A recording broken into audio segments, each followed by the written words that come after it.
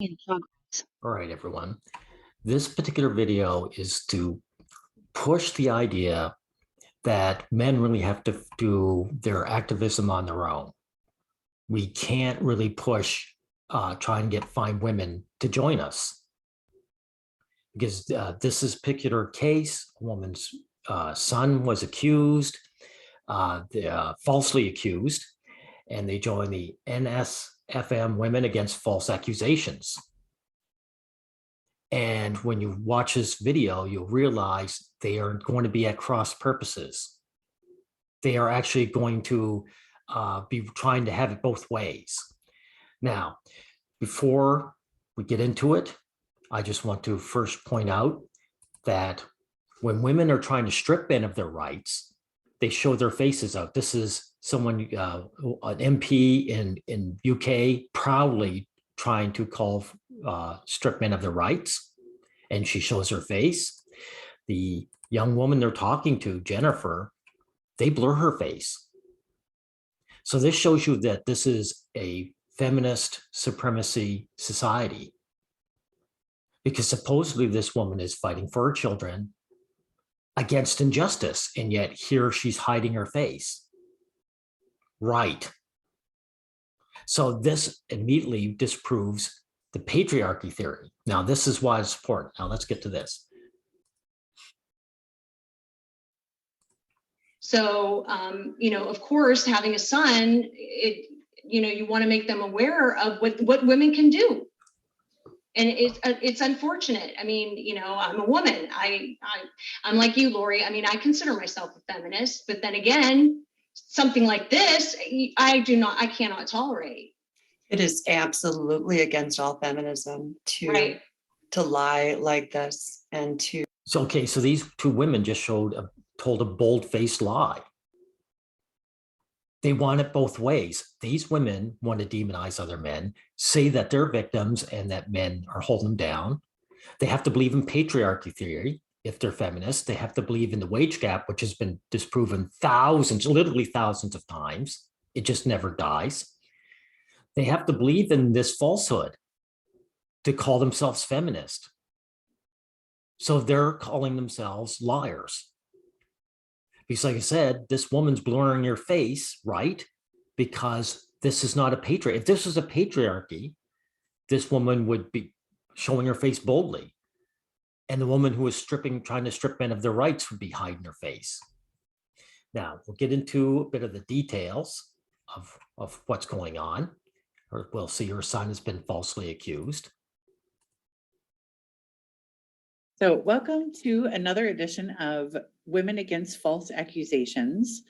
This podcast is sponsored in part by our parent organization, NCFM, which has been fighting for men and the women who love them since 1977. Did you hear that, everyone? Since 1977. This is the first time I'm hearing of NCFM.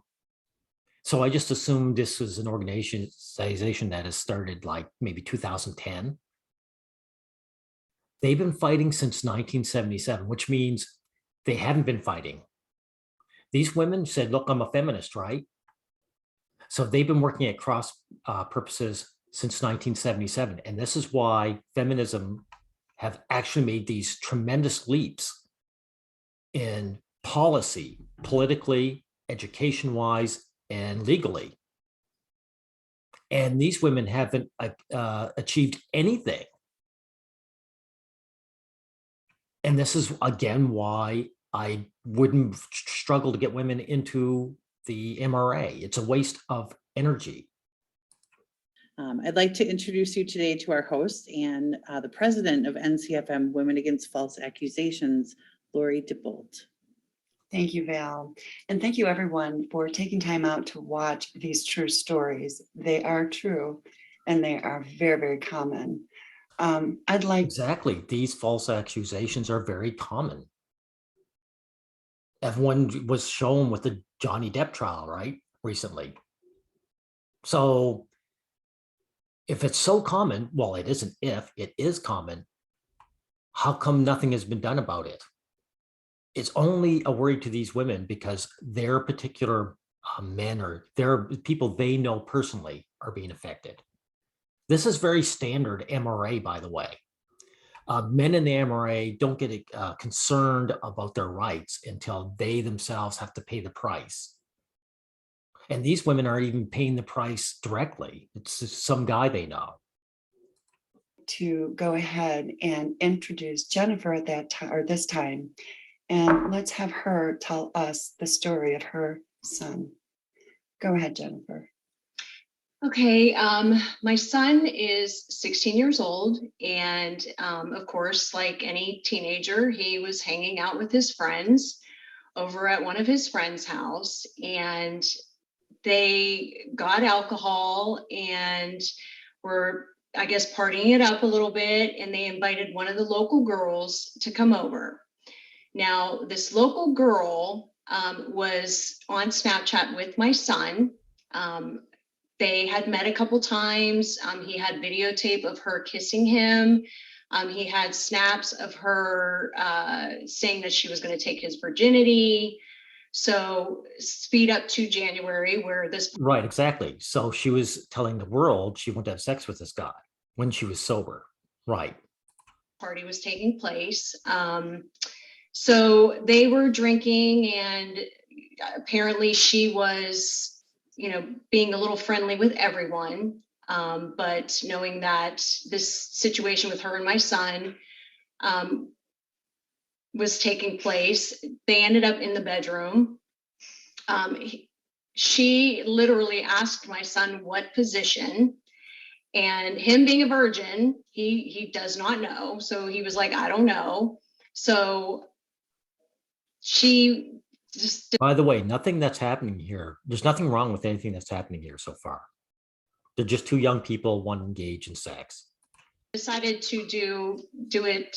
Oh my God, I feel terrible saying this, doggy style. So anyway. Why would you feel that way? Why would you feel that way? I mean, the sexual revolution happened in the 60s, Jennifer. Are you ashamed of your sexuality as a woman? So they were having sex, and apparently the boys had barged in because my son didn't lock the door. So they stopped having sex. They were getting dressed. The boys left, and they continued their little escapade. So after that, they went into the living room. She was fine. She was fine with everything. Wanted to get something to eat. Wanted to hang out with the boys. This and that. Yeah, but the feminism is against guys having pleasure of any kind. So, I mean, this is the issue, right? This is why they went after him. Well, then she ended up about an hour later having intercourse with one of the other boys. So this was between like 2:00 and 7:00. So all of this happened. Again, I want to point out there's nothing wrong with what's been going on here. This young girl, she is a sexual being, and she wanted to have sex with men and young guys, and she apparently wasn't particular in who. Nothing's wrong with this to me. Happened, within that period of time. So later on, she wanted to go to another party. She called her mother and was asked for permission to go to another party. Her mother said yes. So she called her friend to come pick her up. And we're under the impression that once her friend picked her up, she had told her friend what she did. And she was very happy that she took the virginity of two boys. Yeah, it's bragging rights. It's sexual bragging rights. No different than the guys having sex and saying, well, I banged two chicks last night. It's just something that she wants to brag to her friends over. What's wrong with this? So we're assuming that the girlfriend freaked out and called her mother and told her mother what happened, took her home, and her friend and the mother called the police. See, now this is it. Her mother was ashamed because her mother is all for her daughter having sex. She just was ashamed that it'll get out and these low status boys, these nobody boys, will get to brag about it. That's what she is. She hates the idea of her daughter having sex with these subhuman boys. This is how they see Jennifer. This is how they see your son.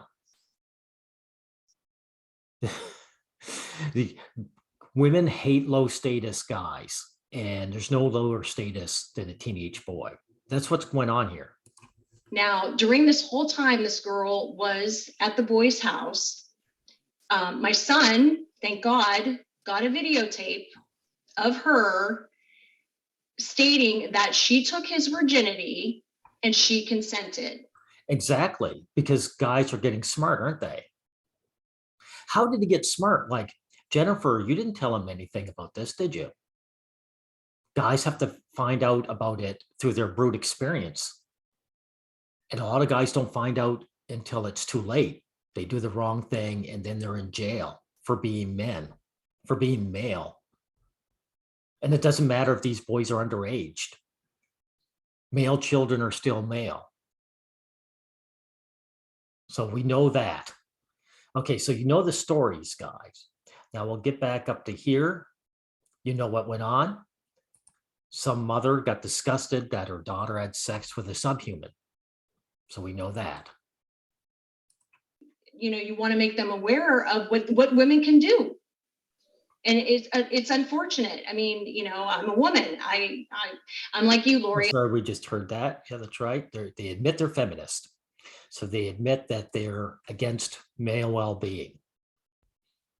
You know, we're, you know, upper middle class Americans. I mean, you know, it can happen to anyone. It can happen to anyone. My kid's a great baseball player. You know, he's. What does that got to do with anything? That, you know, this is what MRAs, another reason why MRAs fail. They talk about the usefulness of men and boys. My son's useful. He's a good baseball player. Jennifer, you may as well be saying, you know, my slave, my cotton picker, he picks cotton really well and he's never got into trouble and he works all day in the cotton fields and he never complains and he just goes to his hop and just gets enough sleep to wake up the next day and pick more cotton. This is what it sounds like. This is what the MRM sounds like when they talk like this. He's well liked. He's, you know, adults tell us, you know, you have such a great kid. You should be so proud. And yeah, it was absolutely devastating. You know, his future is at stake. Absolutely. So Absolutely. Because I know we kind of cut you off with questions, but like what is happening now? Like where are you at with the situation and So what is he facing? I'll tell you, after meeting Lori and joining NCFM, I consider myself one of the lucky ones because I hear these horror stories and my heart just breaks for these people because I was Really, you hear these horror stories. That's right. This has been going on for a very long time. Obviously, in the case of NCFM, since 1977. Just people just don't care. Hey, everyone listening, these women, I mean, what happened when I was in the 80s, everyone was against the baby seals getting their head kicked in for their fur. The average woman was protesting over baby seals getting clobbered in the 1980s. And this kind of injustice against men and boys have been going on since at least the 70s. And you notice that women don't get together in any large numbers. They only work if it's someone they personally know, otherwise they don't care. Okay. we are very lucky. So after a few months, and we've been waiting for the toxicology report. So I can only guess, because we don't know, I can only guess that the toxicology report must have come back inconclusive because they dropped the charges. Well, there were no charges. But they did not pursue any Well, the thing is, there shouldn't have been anything like that, period, because the boy had evidence that it was consensual. She was telling everyone she was giving everyone her consent before they started drinking alcohol. So even alcohol doesn't matter. Anything with this. So we have been truly, truly blessed and so lucky. Yeah, because I can't even imagine what everyone else is going through. Because I know what I went through. So if my son went to jail, I couldn't even imagine. God definitely had a hand in this one for Yes. you. Very, very lucky, very lucky. And you still, though, you have to live with this experience. He has to live with this experience for the rest of his life, for the rest of Right. your life. Right. Well, exactly, which means this should be fighting tooth and nail against feminists. And for one thing, you women have to drop your feminism. You have to drop your man hatred, your female supremacy, if you want to make any kind of headway. These women are not going to do that. Because I got news for you, Jennifer. Every other woman's son is just a low status nobody to you. And that's why you remain a feminist, because you want to know that they know their place. Right. How did it feel? Like, tell me a little bit more about what you went through and what your son went through waiting. I think the waiting is the hardest part. The waiting is horrible. So the police, so this happened on Saturday in January, and Sunday, 5 o'clock in the morning, the police came. Monday, of course, Monday morning, the police said, you know, we'll get to you, we'll get back to you, this and that. But we felt that it was so severe and you know, such a terrible situation, we decided to get a lawyer. So Monday we went to the. This is a good call, showing that people are waking up. There are women who would just say, they won't do this to my son. I mean, it's so obvious because he's my son that everyone should just see that he's a good person. There are women who do this and they regret it. Lawyer's office. And I sat there and told the lawyer, and I should have never done this in front of my son, but I was terrified. I was terrified for my son. And I said, you know, who's to say when these police can come and arrest him? You know, could they come to school? And they said they could come at any time. They could come to school. They could come at any time. So my son went to school every day, terrified. In fact, Exactly, because that shows you the feminists have won. They aren't just working to make things worse. They have succeeded many times over. They have made an atmosphere of fear for men and boys, so that men and boys know their place, that men keep their heads down. And if a woman decides to just start abusing them on the street, they're supposed to take it. It's an atmosphere of fear, which society is all right with until that atmosphere of, of fear drops on their doorstep to someone they love. But that's what it's there for. he texted me, probably it was 2 weeks after this incident. He texted me on a Wednesday and he said, Mom, the police are here. So it was a whole different situation. The police weren't there for them, but it was a whole different situation. But because the police were there, he thought for sure they were coming to pick him up. Yeah, exactly. I would be terrified, even in my adulthood, let alone if I was a teenager. The police he should not be afraid of the police if the police were just.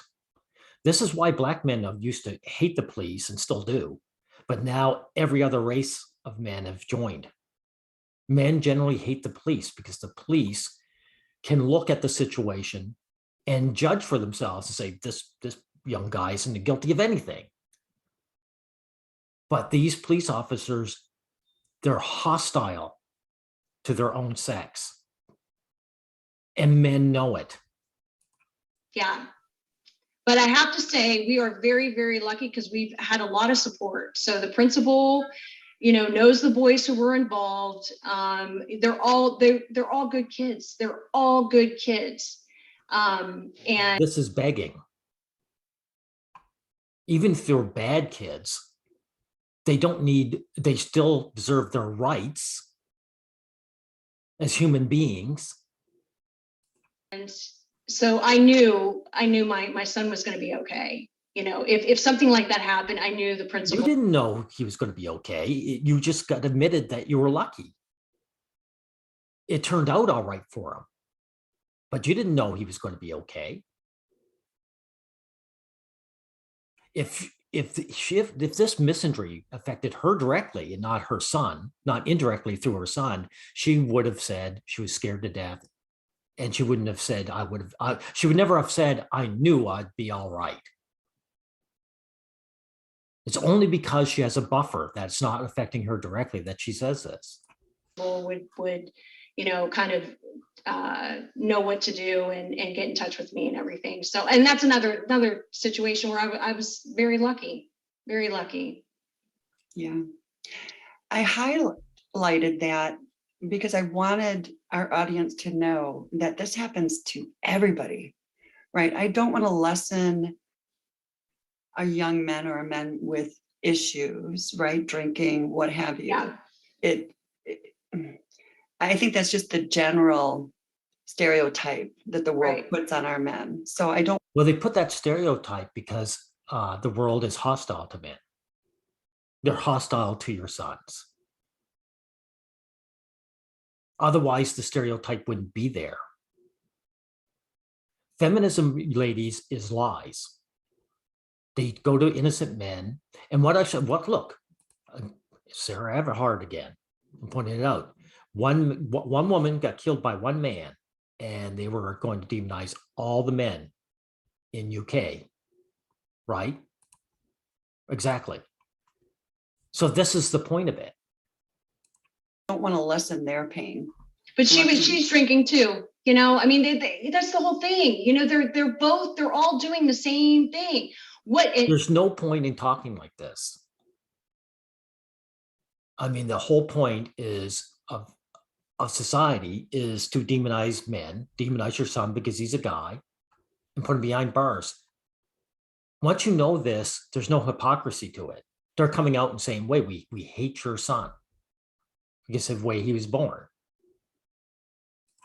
You know what? And I wrote this down because I think Dawn Durrell said this. What makes your word more powerful than mine? I mean, that is just that statement. Because his accuser is a woman, and he is a god. He is male. She is female, and he is male. That's why. We live in a female supremacist society, and the society is worldwide. All you have to do is look everywhere in the world. You can look at the UK, United States, here in Canada, India, the Middle East, everywhere.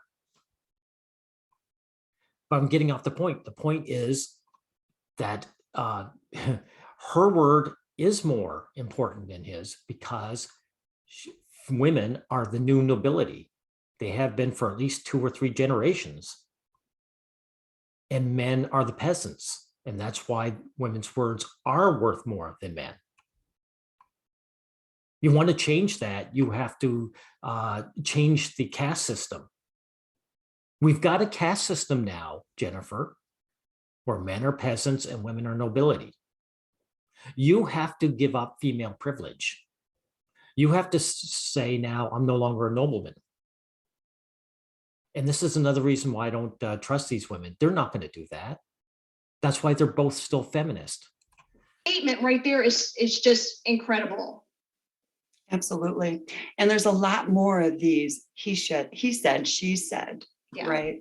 And absolutely right. What makes your word more powerful than mine? Right.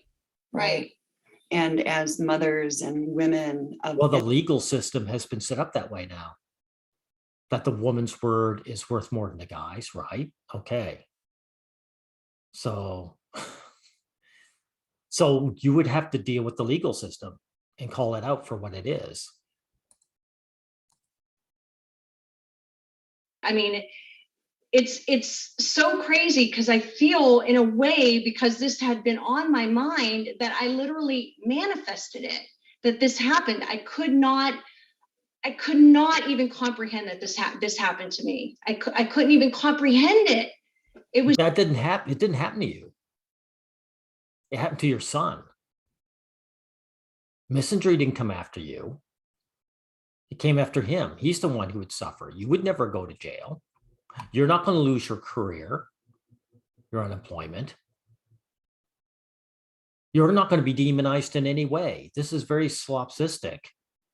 Jennifer, this is about your son, not you.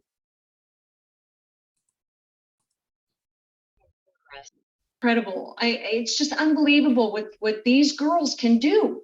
And it's literally taught. How's it unbelievable? This has been going on forever. I mean, you were around when Weinstein and Bill Cosby were, all these guys were getting zapped. That was quite a few years ago now. Women get together, make false accusations, and the guys lose their career or even go to jail. So it isn't unbelievable. At this point, you know, because I really feel that she didn't even think twice. Well, actually, it was her mom and her friend didn't even think twice about accusing these boys because they were ashamed. They felt, my daughter wouldn't do this. My friend wouldn't do this. Exactly. That's like I pointed out. They were ashamed that their daughter, like I said, Jennifer, the sexual revolution that women fought for happened in the 1960s. And so this young lady is enjoying her sexuality. But the reason these women are still conservatives is that they still hate male sexuality. They hate the fact they would probably prefer if she was a lesbian. If their daughter was a lesbian, she was banging 3 or 4 girls in a night, they wouldn't care. It's because they hate men that they hate it. That's why things have never changed. This is why slut shaming is a thing. Slut shaming is something that women do to other women. In this case, these women hated the fact that female sexuality is shown to be what it is. You ladies have an issue with your own sexuality, not us guys. It had to be them. Yes. And that's Yeah, what that's what happened. She obviously wasn't taught to take ownership of her own choices or agency of her own behaviors. So, Right. Yeah. Yeah. It's just a shame. And then hindsight, you know, I feel bad for her. I feel bad for her because she's desperate for attention. And I wouldn't feel bad for her. Jennifer, if your son does some criminal to a girl, do you think anyone would feel bad for him? No, he'd be the villain of the week. And everyone would hate his guts. Or if you're talking about the daughter, yeah, I suppose I don't feel bad for her. She hasn't suffered in any way at all.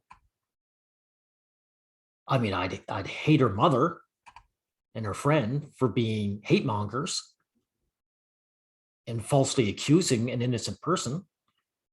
No, so I wouldn't hate the daughter, but I wouldn't feel sorry for her. Nothing's happened to her. So this is another issue, guys. So you think women are going to step up for you when they have so much empathy for their own gender? I'm telling you, like, parents sell their children off, their boys anyway. And this is all I'm going to show in this video. I'll put it in the description box. You guys can watch it if you like. But I hit the main points of this. Gentlemen, these women, they're not going to be on your side in the end. Like I said, this organization has been going on since 1977. And they haven't accomplished a thing because none of these women want to give up female privilege. What they want to do is have their husband workhorse is protected and their son's protected, depending on how they feel about their sons. And even the husbands, when these women, as you know, when they get tired of their husbands, they divorce rate them anyway. So anyway, we'll end it here.